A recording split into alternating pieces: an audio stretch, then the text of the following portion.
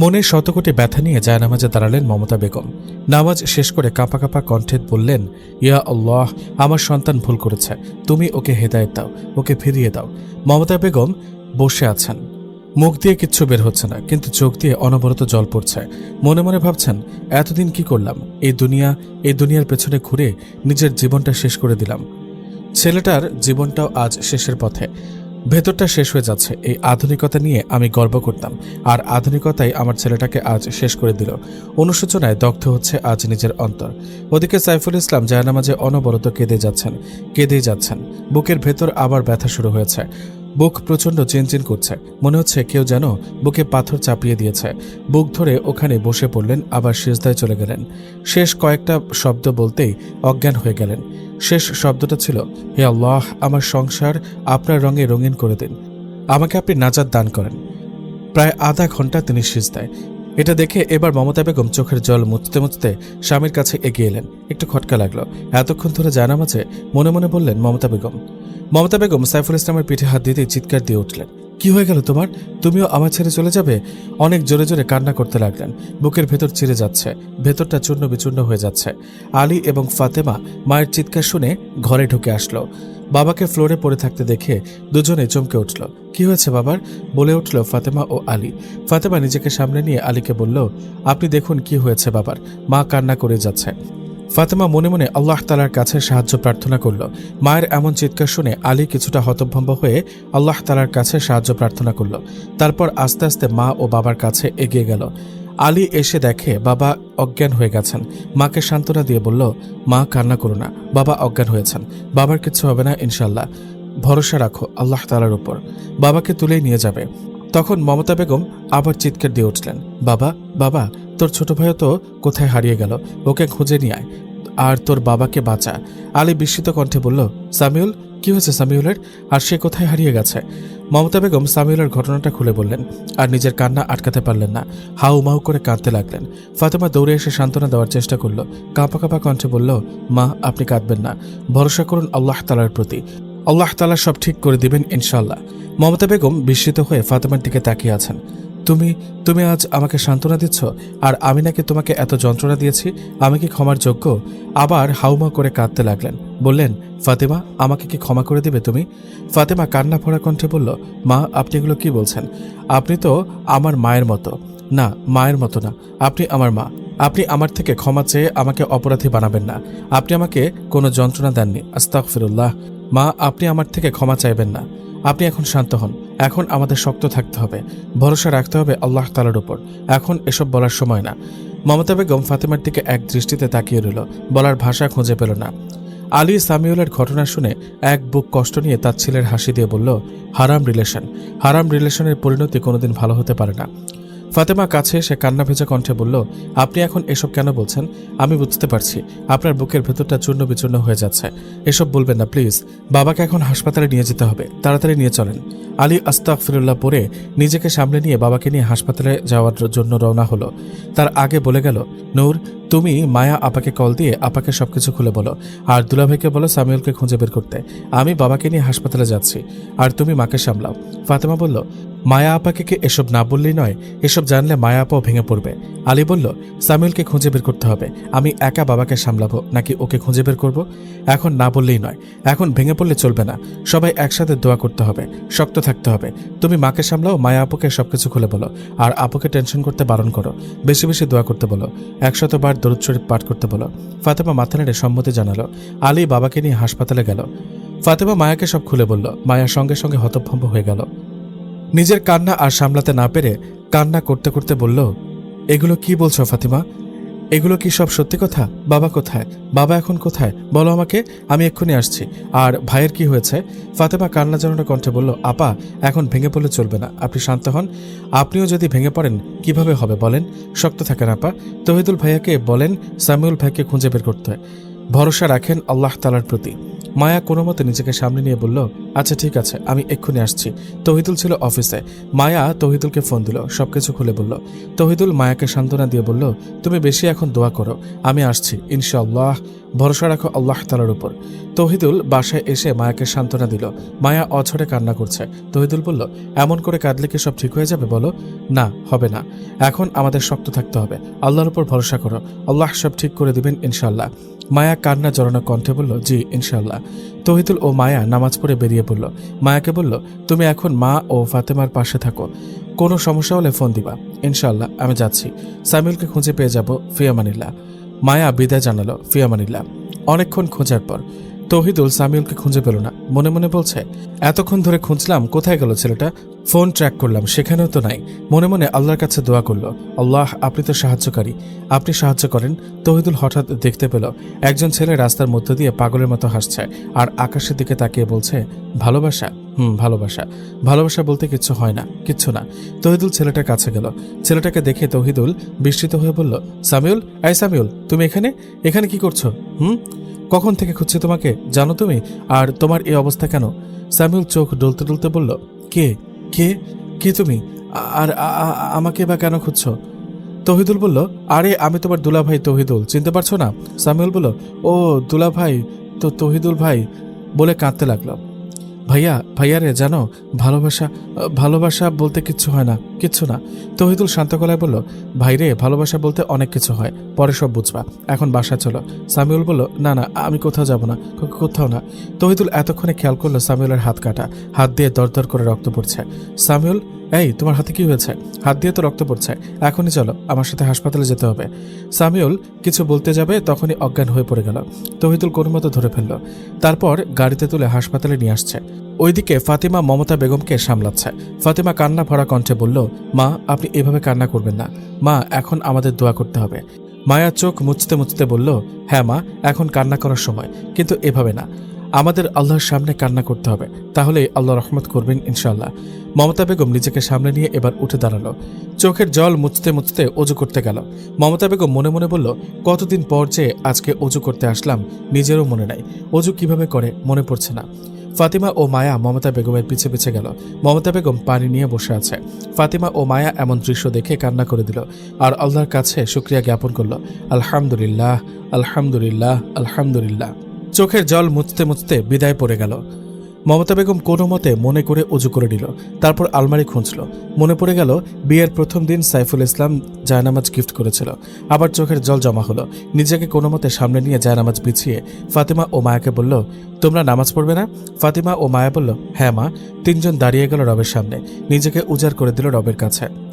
আলী হাসপাতালের করিডোরে পায়চারি করছে, এক হাতে তাসবিহ, অন্য হাতে ফোন। কখন থেকে তহিদুলকে ফোন দিচ্ছে, কিন্তু তার ফোন ধরার নাম নেই। মনে মনে আল্লাহর কাছে সাহায্য চাচ্ছে। এমন সময় হঠাৎ তহিদুল সামিউলকে নিয়ে হাসপাতালে নিয়ে আসছে। আলী দৌড়ে গেল তহিদুলের কাছে। আলী বলল, কি হয়েছে, এমন অবস্থা কেন? হাত দিয়ে ঝরঝর করে রক্ত পড়ছে, পুরো শরীরে রক্ত লেগে একাকার। তহিদুল বলল, তাড়াতাড়ি ডাক্তারকে নিয়ে আসো, অনেক রক্ত বের হয়ে গেছে, এখনও রক্ত পড়ছে। আলী চিৎকার দিয়ে উঠল, ডাক্তার, নার্স, ইমার্জেন্সি। ডাক্তার দেখে বলল, তাড়াতাড়ি বেডে নিয়ে যেতে হবে, প্রচুর ব্লিডিং হয়েছে, তাড়াতাড়ি রক্তের ব্যবস্থা করো, ওটি রেডি করো। তহিদুল চোখের জল কোনো মতে আটকিয়ে বলল, ভাইরে, আমি খেয়াল করি নাই, কখন যে সামিউল হাত কেটে ফেলেছে আমি খেয়াল করতে পারিনি। আলী বলল, না না ভাইয়া, এসব বলো না, এখানে তোমার কোনো দোষ নেই, এখন আমাদের দোয়া করতে হবে। তহিদুল বলল, বাবার এখন কি অবস্থা? এমন সময় ডাক্তার আসলো। আলী বলল, ডাক্তার, বাবা এখন কেমন আছেন? ডাক্তার বলল, টেনশন প্লাস ব্লাড প্রেশার থেকে এমন হয়েছে, উনি প্রচুর টেনশন করছেন, তাই ওনার এমন হয়েছে। সময় মতো হাসপাতালে নিয়ে আসছেন বলে বেঁচে গেলেন। কিন্তু তহিদুল বলল, কিন্তু কি ডাক্তার? ডাক্তার বলল, এখনও জ্ঞান ফেরেনি, এখন দোয়া করেন, আল্লাহ ভরসা। আলী ও তহিদুল নামাজে দাঁড়িয়ে গেল, আল্লাহর কাছে অনবরত দোয়া করছে। নার্স এসে চিৎকার করছে, সামিউল নামের পেশেন্টের পরিবার কই? আলী ও তহিদুল এসে বলল, আমরা। কি হয়েছে আমার ভাইয়ের? নার্স বলল, ইমার্জেন্সি ব্লাড লাগবে, ফাস্ট করেন। আমরা কিছু ব্যাগ পেয়েছি, আরও কিছু ব্যাগ লাগবে, এক্ষুনি কে দেবেন? আলী বলল, ভাইয়ের সাথে আমাদের তো রক্তের গ্রুপ মিলে না। তহিদুল ভাই, আপনার কি গ্রুপ? তহিদুল বলল, আমার তো ও নেগেটিভ। নার্স বলল, কিন্তু পেশেন্টের লাগবে এবি পজিটিভ, এখন তাড়াতাড়ি ব্যবস্থা করেন। বলেই চলে গেল নার্স। আলী ও তহিদুল গভীর চিন্তায় ডুবে গেল। এখন ব্লাড পাবে কোথায়? আলী বলল, ভাই এখন একটাই উপায়, এখন ইস্তেগফার ও দরুদ শরীফ পড়তে হবে আর আল্লাহর কাছে দোয়া করতে হবে। তহিদুল বলল, ঠিক আছে, ঠিক বলেছ। আলী ও তহিদুল ইস্তেগফার ও দরুদ শরীফ পড়তে লাগলো। কিছুক্ষণ পর আলীর কাছে জাহিদের ফোন আসলো। জাহিদ বলল, আসসালামু আলাইকুম রহমতুল্লাহ। দোস্ত, এখন কি খবর ওইদিকের? সামিউলকে পেয়েছে? আলীর মনে পড়ল সামিউলকে পাওয়া গেছে, টেনশনের জন্য কাউকে বলা হয়নি। আলী সালামের উত্তর দিয়ে বলল, হ্যাঁ দোস্ত, পাওয়া গেছে। আফওয়ান, এমন এক পরিস্থিতি বলতে মনেই ছিল না। জাহিদ বলল, আরে না, এখন কি অবস্থা সেটা বল। আলী জাহিদকে সবকিছু খুলে বলল। জাহিদ শুনে বলল, আচ্ছা আমি এক্ষুনি আসছি, ইনশাল্লাহ, ফিয়ামানিল্লাহ। আলী বলল, আচ্ছা ইনশাল্লাহ, ফিয়ামানিল্লাহ। কিন্তু তুই আবার আসবি? একটু আগেই তো গেলি। জাহিদ বলল, আরে সমস্যা নেই, আবার আসলে। আচ্ছা, আল্লাহ হাফেজ। আল্লাহ হাফেজ। আলী ফোন কেটে দিয়ে ফাতিমাকে ফোন দিল। ফাতিমারা বসে বসে ইস্তেগফার দরুদ পড়ছিল আর অনবরত দোয়া করছিল। এর মধ্যে ফোন বেজে উঠল। ফোনের স্ক্রিনে দেখে তার প্রিয় মাহরাম। ফোনটা ধরে সালাম জানালো, তারপর কান্না ভরা কণ্ঠে বলল, আপনি ঠিক আছেন বাবা, ভাই? আলী সালামের উত্তর দিল, নূর পাখি, আমি ঠিক আছি। তারপর সবকিছু খুলে বলল। ফাতিমা রবের কাছে শুকরিয়া আদায় করল। ভাইকেও পাওয়া গেছে, এখন আরো বেশি বেশি দোয়া করতে হবে তার সুস্থতার জন্য। প্রায় 3 দিন পর আজকে সামিউলের চোখ খুলল। এ দেখে আলী তহিদুল সিজদায় পড়ে গেল, চোখের পানি ছেড়ে দিয়ে শুকরিয়া জানালো। তহিদুল বাইরে চলে গেল সবাইকে জানাতে। সবাই রবের কাছে শুকরিয়া আদায় করল।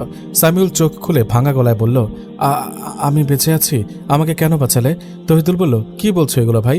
রবের কাছে শুকরিয়া আদায় করো, তোমাকে আবার আরেকটা সুযোগ দিয়েছে। সামিউল বেডে শুয়ে থেকে তাচ্ছিল্যের হাসি দিয়ে বলল, ভাই আমি বেঁচে থেকে কি করব বলতে পারো? মমতা বেগম এক কোণে দাঁড়িয়ে থেকে চোখ মুছান। ফাতিমা বলল, মা আপনি কাঁদবেন না, এখন দোয়া করেন আল্লাহ যেন ভাইকে হেদায়েত দান করেন। মমতা বেগম ভাঙা গলায় বললেন, মারে আল্লাহ কবুল করুক, আমিন। আলী বলল, ভাই এসব বলিস না, যা হয়েছে ভুলে যা, এখন আবার নতুন করে সব শুরু কর। সামিউল বলল, ভাইয়া সব ভুলে যাও বললে কি ভুলে যাওয়া যায়? আমাকে কেন বাঁচালে? আমি এই স্বার্থপর দুনিয়াতে থাকতে চাই না, কেন বাঁচালে? আমি বাঁচতে চাই না, ভালোবাসা বলতে কিচ্ছু নাই, কিচ্ছু না। মায়া রাগে গড়গড় করে বলল, তুই মরতে চাস তো, তাই তো? তারপর রাগ সামনে নিয়ে সুর টেনে বলতে লাগলো, অর্থ, প্রত্যেক প্রাণীকে মৃত্যুর স্বাদ গ্রহণ করতে হবে, আর কিয়ামতের দিনই তোমাদের কর্মফল পূর্ণভাবে দেওয়া হবে। সূরা আল ইমরান আয়াত 185। তুই ও ছাড়া বেঁচে থাকবে? যা, তুই মারা যাবি, কিন্তু মারা গিয়ে কি জবাব দিবি? কিয়ামতে কিভাবে আল্লাহ ও রাসূলের সামনে দাঁড়াবি? সামিরের এই প্রথমবার ভেতরটা মোচড় দিয়ে উঠল। তাই তো, আমি কিয়ামতের দিন আল্লাহর সামনে কিভাবে দাঁড়াবো? ভাই আজ যদি মারা যেতিস তাহলে কি হতো বলতো? কোথায় যেতিস?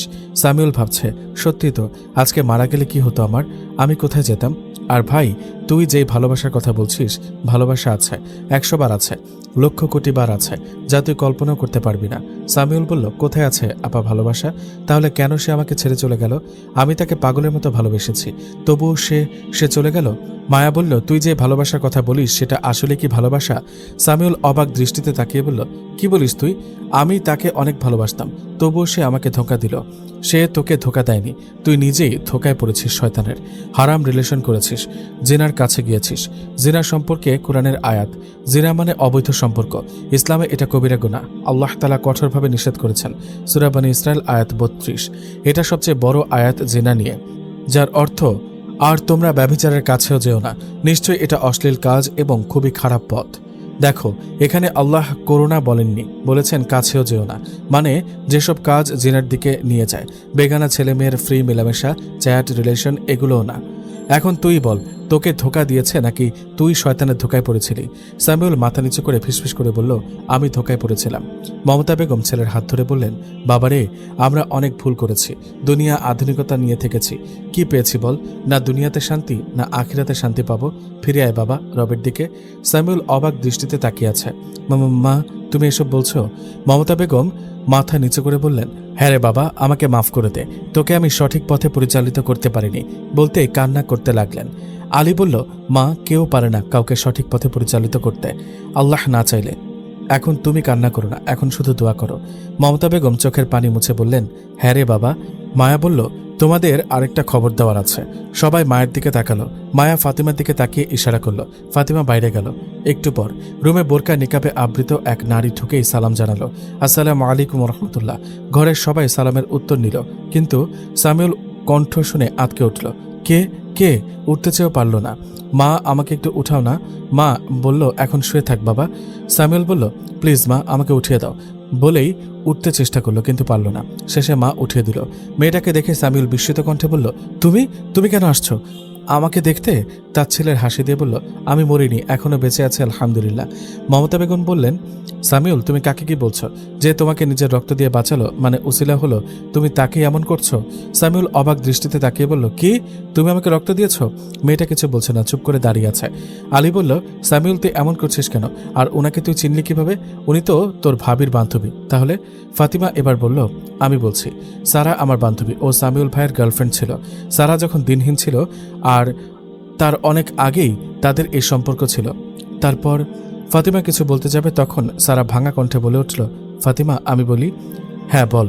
সারা নিজের কান্না কোনোমতে সামলে নিয়ে বলতে লাগলো, আমি ছিলাম শয়তানের ধোকায়, আমি ছিলাম ভুল পথে, জাহান্নামের পথে। তারপর আল্লাহ আমার জীবনে একটা বান্ধবী নিয়ে এসে আমার জীবনটাও আল্লাহর রঙে রঙিন করে দিল। শুক্রিয়া, আলহামদুলিল্লাহ, আলহামদুলিল্লাহ। সারা নিজেকে সামলাতে পারল না, কান্না করতে লাগলো। ফাতিমা বলল, কাঁদিস না সারা। সারা বলতে লাগলো তার সাথে ফাতিমার প্রথম দেখা ও হেদায়েতের ডাক দেওয়ার কথাগুলো। তারপর আস্তে আস্তে আমি আল্লাহর পথে ফিরলাম। এখনও পুরোপুরি ফিরতে পারিনি, তবুও চেষ্টা করে যাচ্ছি। সামুয়েলকে উদ্দেশ্য করে বলল, আমরা যেটাকে ভালোবাসা বলি, যা করছিলাম সব ছিল জিনার অন্তর্ভুক্ত। আস্তাগফিরুল্লাহ। তারপর আপনাকে এই 6 মাস অনেক বুঝিয়েছি, কিন্তু আপনি কোনো কান দেননি। তারপর আমি আল্লাহর কাছে তওবা করে হারাম থেকে বের হয়ে গেলাম।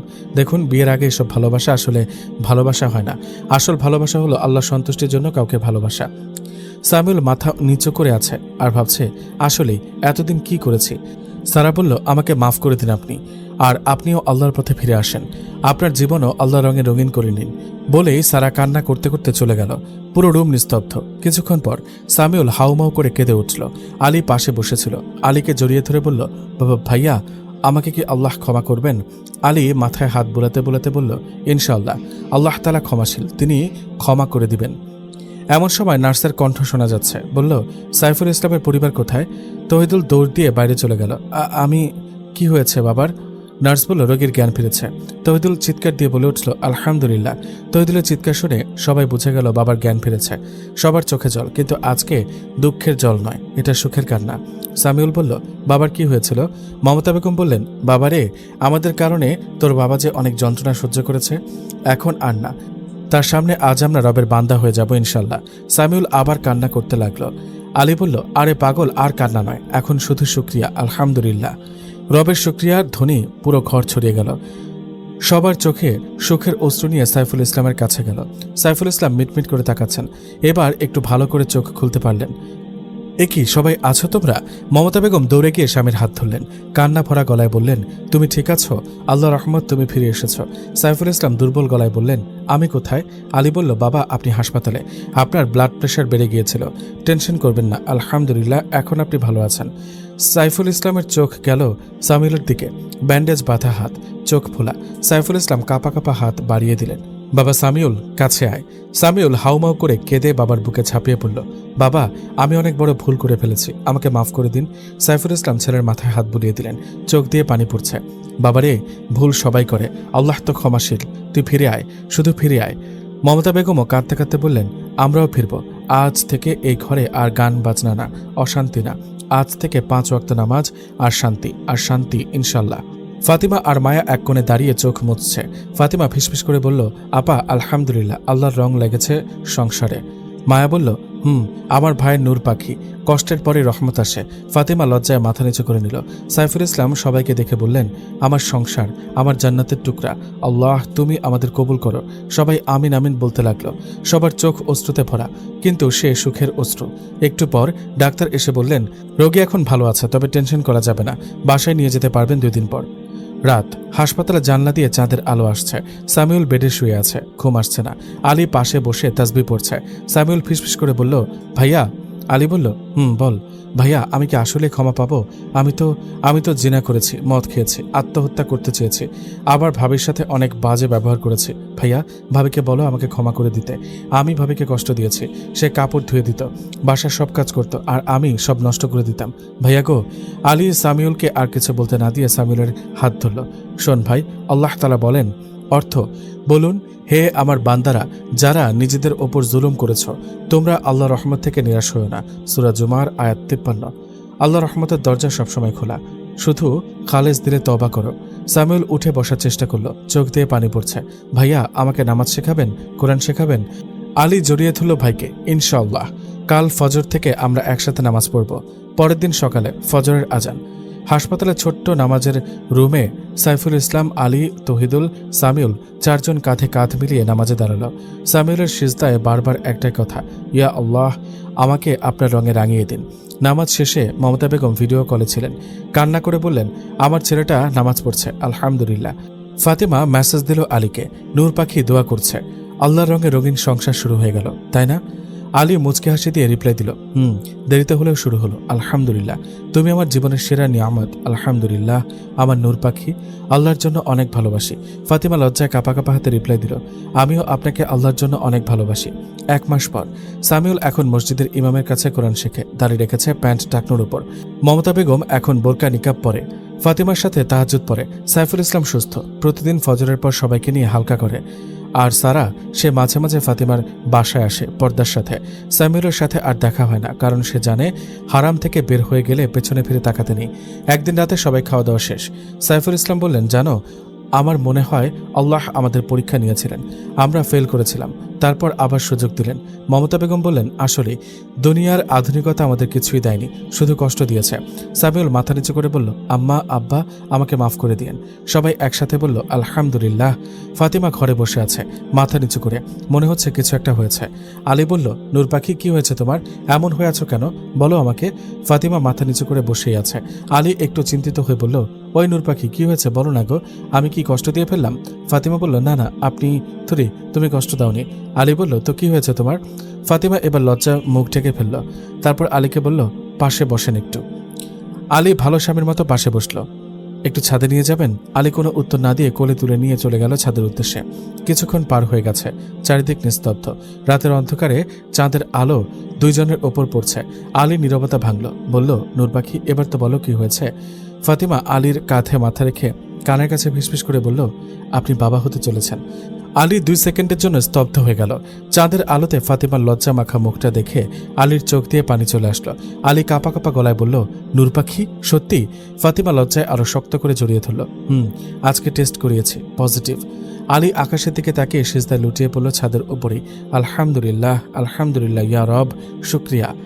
তারপর উঠে ফাতিমার কপালে চুমু দিল, তুমি আমার জীবনের সবচেয়ে বড় নিয়ামত, আর আমাদের সন্তানটা হবে আমাদের সাদকায়ে জারিয়া, ইনশাআল্লাহ।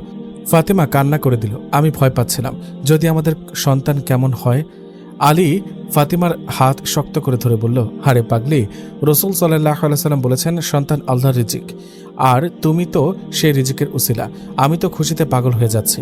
আর আল্লাহর ওপর ভরসা রাখো, সে হবে আমাদের সাদকায়ে জারিয়া, ইনশাআল্লাহ। দুজন অনেকক্ষণ চুপচাপ বসে রইল, শুধু আসমানের চাঁদ তারা আর আল্লাহর শুকরিয়া।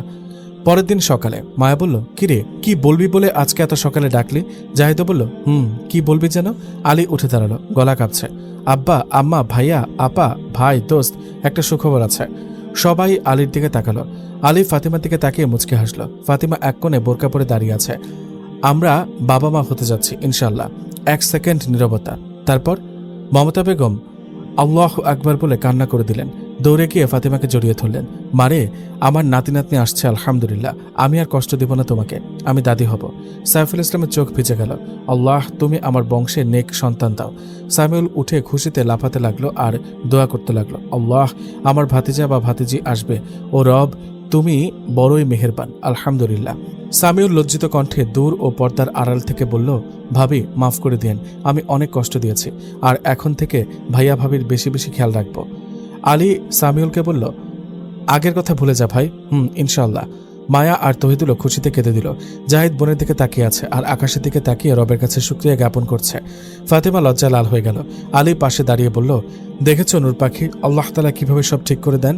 ফাতিমা বলল, হ্যাঁ, আল্লাহ উত্তম প্রতিদানকারী। রাতে আলী ফাতিমার পেটে হাত রেখে বলল, শোনো বাবু বা মামনি, তুমি আসার আগেই তোমার দাদা দাদি, চাচা, মামা, ফুপি সবাই তোমাকে ভালোবাসে, আর তোমার আব্বু আম্মু তো জান দিয়ে দেবে। আলী বলল, ছেলে হলে আব্দুল্লাহ, আল্লাহর বান্দা, মেয়ে হলে আয়েশা, রসুল সাল্লাল্লাহু আলাইহি সাল্লামের প্রিয় স্ত্রীর নামে, কি বলো? ফাতিমা বলল, মাশাআল্লাহ, সবচেয়ে সুন্দর নাম। আলী কুরআন খুলল, সূরা মারিয়ামের তেলাওয়াত ছাড়ল। ফাতিমা তাকিয়ে রইল অপলক দৃষ্টিতে। আমাদের সন্তান কোরআনের আওয়াজ শুনেই বড় হবে ইনশাল্লাহ। ফাতিমা আলীর কাঁধে মাথা রাখল। আল্লাহ রঙে রঙিন সংসার আর এখন আরও রঙিন হয়ে গেল, তাই না? আলী বলল, জান্নাতের রং লেগে গেছে আলহামদুলিল্লাহ। আলী ফাতিমার অনেক কেয়ার করছে। শুধু আলী না, মমতা বেগমও এখন ফাতিমাকে একটাও কাজ করতে দেন না। এমন করে চলে যাচ্ছে দিন। 9 মাস পর সবাই বাইরে পায়চারি করছে, বুকের ভেতর ধুকপুক করছে। হঠাৎ হাসপাতালের করিডোরে আজানের মতো কান্নার আওয়াজ। নার্স এসে সন্তান কোলে তুলে দিয়ে বলল, মাশাআল্লাহ, ছেলে হয়েছে। আলীর চোখে জল চলে আসলো। মা কেমন আছে? নার্স বলল, মা ও ছেলে দুজনেই ভালো আছে। আলী খুশিতে সিজদায় চলে গেল। ইয়া আল্লাহ, তোমার কাছে হাজার কোটি শুকরিয়া, আলহামদুলিল্লাহ। নাম রাখলাম আব্দুল্লাহ আল মাহমুদ। সামিউল ভাতিজাকে কোলে নিয়ে আজান দিচ্ছে নবজাতকের কানে, চোখে পানি। ভাতিজা, তোর চাচা অনেক পাপী ছিল, তুই দোয়া করিস আমার জন্য। সাইফুল ইসলাম নাতিকে কোলে নিয়ে কোরআন তেলাওয়াত করছেন। এবার জাহিদও কোরআন তেলাওয়াত করলো ভাগ্নেকে নিয়ে। মমতা বেগম কান্না করতে করতে ফাতিমার পা টিপে দিচ্ছে। মা, তুমি আমার ঘর আলোকিত করে দিয়েছ। মায়া ফাতিমার মাথায় হাত বুলিয়ে দিচ্ছে। আমার ভাই নূর পাখির কোলে নূর এসেছে। ফাতিমার চোখে পানি আর মুখে শুকরিয়া। কয়েকদিন পর রাতে বাসায় আলী ফাতিমার কোলে ছোট্ট আব্দুল্লাহ। আলী বলল, নূর পাখি, মনে আছে সেদিন ছাদে কি বলেছিলে? ফাতিমা হাসল। আপনি বাবা হতে চলেছেন। আলী বলল, আর আজকে? আজকে বলো, আল্লাহ রঙে রঙিন সংসার কেমন লাগে? ফাতিমা ছোট্ট আব্দুল্লাহর কপালে চুমু দিয়ে বলল, এটা জান্নাতের টুকরা, যেখানে কষ্টের পর রহমত আসে, যেখানে ভুলের পর তওবা আসে, যেখানে অন্ধকারের পর নূর আসে। 5 বছর পর বিকেলবেলা ছোট্ট আব্দুল্লাহ আর আয়শা খেলা করছে। আব্দুল্লাহ 5 বছর, মাথায় টুপি, গায়ে পাঞ্জাবি, হাতে কোরআনের ছোট্ট কায়দা।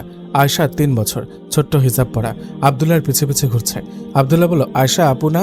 আয়শা বোন, আসো আমরা আসরের নামাজ পড়ি। আয়শা বলল, ভাইয়া আমি নামাজ পড়তে পারি না। পারবা, চলো, আল্লাহ খুশি হবে। আমি যেমন করব তুমিও তেমন করবে। দূর থেকে সবাই দেখছে আর চোখ মুছছে। সাইফুল ইসলাম দাড়িতে হাত বুলিয়ে বললেন, আলহামদুলিল্লাহ, আমার বংশে নেক সন্তান দিয়েছে আল্লাহ। মমতা বেগম ফাতিমাকে জড়িয়ে ধরে বললেন, মা, তুমি আমার ছেলেকে দিনদার বানিয়েছ, নাতিকে বানিয়েছ, তুমি এই ঘরের রহমত। ফাতিমা বোরকা পরা, সামিউল আছে তাই। সামিউল আর সারা পাশাপাশি বসে আছে। সারাও পর্দার আড়ালে বসে আছে, আলী আছে তাই। সামিউল বলল, সারা দেখেছ, আল্লাহ হারাম থেকে বের করে হালাল দিয়ে কত নিয়ামত দিল।